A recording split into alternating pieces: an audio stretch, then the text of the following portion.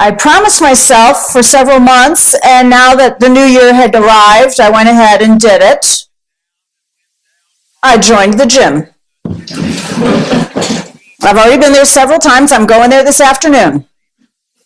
And I'm doing it mostly to regain some strength in my shoulder and upper arm because I had surgery last year. And I don't like going to the gym. Partly because there's pop music playing. I'm like, okay, so am I going to disco or am I going to like...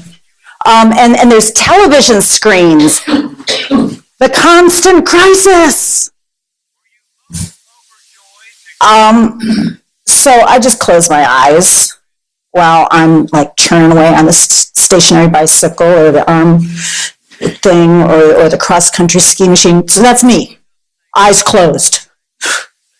All right. When I get on the rowing machine, I do a little better. I imagine that I am actually on a lake or a river, and with each push and pull, that it's actually oars dipping into the water.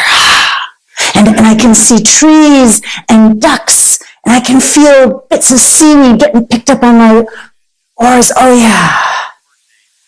I can usually do this for about 10 minutes.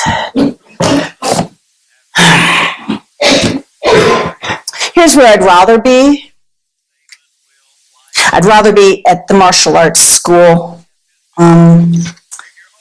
It's a very calm place. There's no music. There's no television screens. The walls are white. The floor is padded, so it's even more quiet. And there's some mirrors over there, but you don't have to look at them. I don't have to imagine ducks just to get through a workout. Our school is real traditional. So at the start of every class, we recite part of our school philosophy, and we do it in Korean. Cheongshin ildo hasa bulsang. Cheongshin ildo hasa bulsang. The official translation is mind, body, and spirit focused in one direction. Anything is possible. Yeah. Okay, I know, it's kind of hokey. But when you're on jumping jack number 73 of 125, it keeps you going. Cheongshin ildo hasa bulsang. And yeah, any diligent student quickly realizes that no, not anything is possible. We really do not bend the laws of physics or physiology. But you'd be really kind of amazed at what is possible when you work on it with enough focus. This is martial arts, so along the way, the students, as they're doing this focused work, they actually learn that it's quite possible to hurt themselves or hurt other people. And so it becomes not just a matter of what's possible, but what is honorable, what is a worthy goal. So by the time a person receives their black belt, instead of hearing anything is possible, we actually have refined it. Our understanding is now much closer to when you move entirely from your inmost self, you will reach worthy goals. Not as catchy. By that time, you're already caught. Now I'm going to consider the differences between possibility and potential. Because I love you, I will not try and add probability. That'll have to be another sermon, probably. Now, maybe when you were younger, some kindly person looked and smiled at you and said, you can be anything you want to be when you grow up. And now people who are saying such things are perpetuating our American idealism that wants to believe in equal opportunities, even though that is not yet realized, clearly. And hearing those words, especially that one, why, you could grow up to be president someday. It's kind of got an ominous sound to it now. But back in those days, it was a kind sentiment. It was a kind sentiment meant as a gift to inspire you, to clarify your dreams, to help you set your sails towards a good life. And it was based upon the potential that somebody saw in you, the potential they believed was in you. But potential is not the same as possibility. At least not for this morning. And many folks believe that possibility is all going to be dealt with hard work and grueling diligence and terrible sacrifice in order for possibility to bloom. But I'm going to say no, possibility is different from that. Potential might need some grueling diligence, but possibility is wilder than potential. Potential is inside, but possibility is on the outside. Possibility is always on the edge of what is and what yet may be. Possibility is edgier because of this. It's very difficult to control. Don't fight with possibility, because it will crumble under your demands. It's much easier to dance with possibility. It's jazz. Don't presume to know the outcome. All of art is a negotiation with possibility. All relationships with people carry forward dazzling possibility. Because possibility is all about creation through experimentation. Experimentation, odd results. More experimentation, more interesting results. More experimentation, amazing results. Playing with possibility means tapping into an inexhaustible reservoir of the not yet.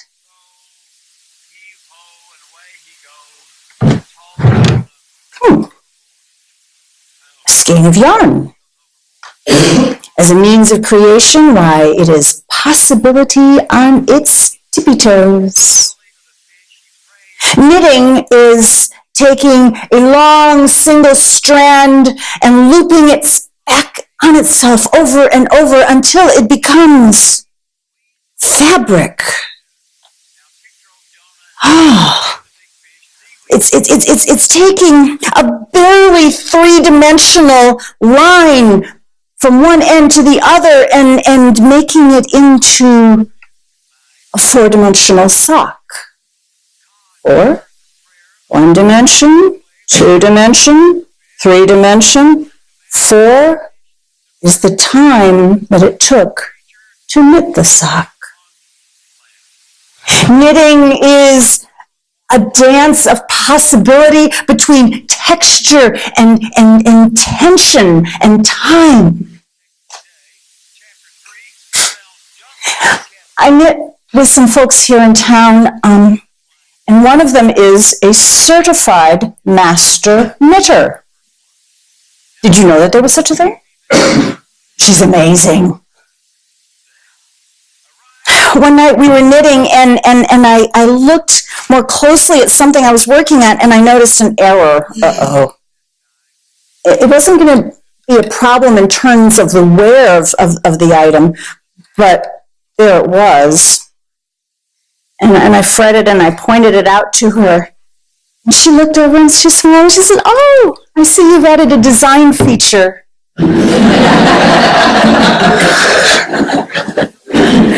That is surfing possibility.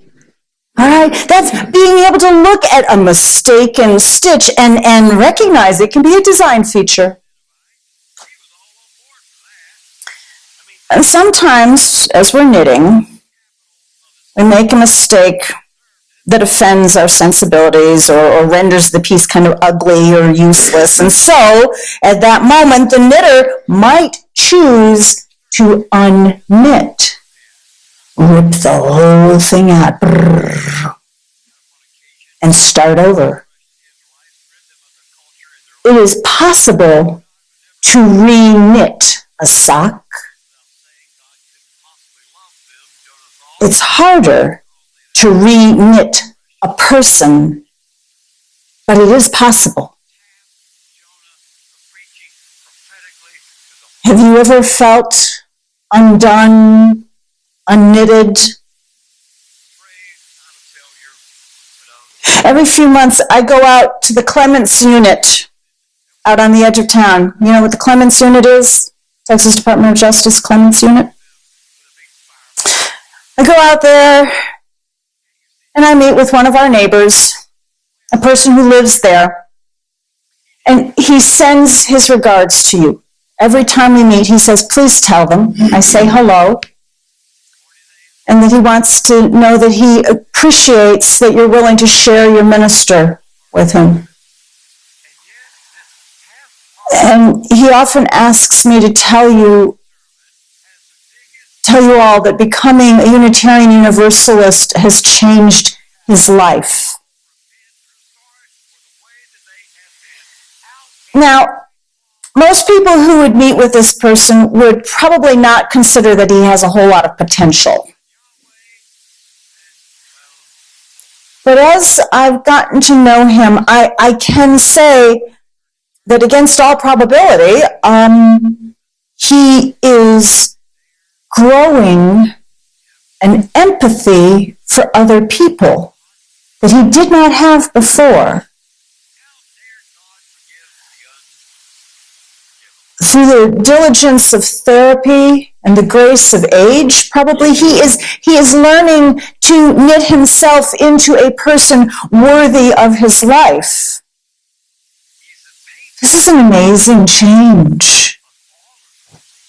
This is hard, but it's not impossible.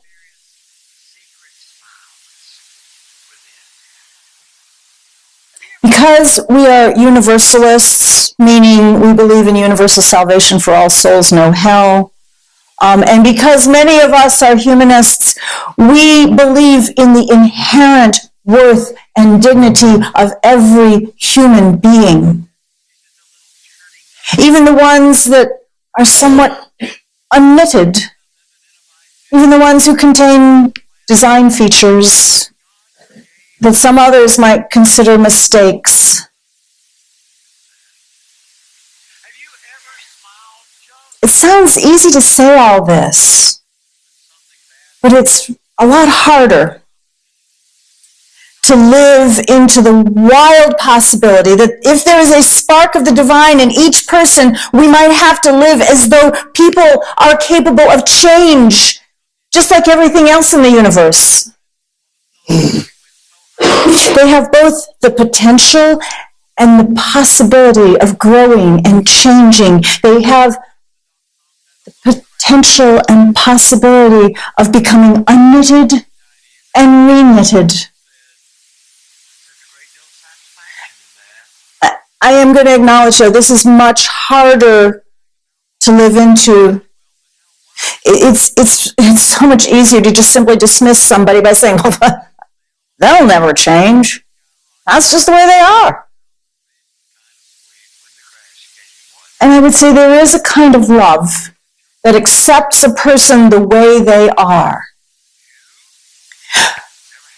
But if that's all the love can afford, loving somebody the way they are, that's actually comes close to eventually damning them because it does not accept or see the person that they are becoming. We're not done becoming until we die. Unlike a sock, a human being is never finished. We all die in the middle of something. Right? I never finished.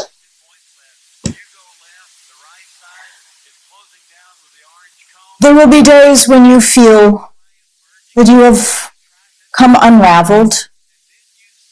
You will notice gaping holes. And you will worry about thin spots.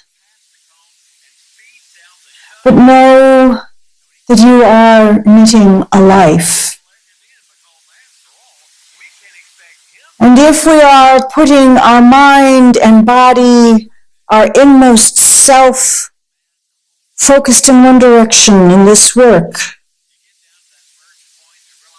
we will be creating lives filled with worthy goals. May it be so, and blessed be.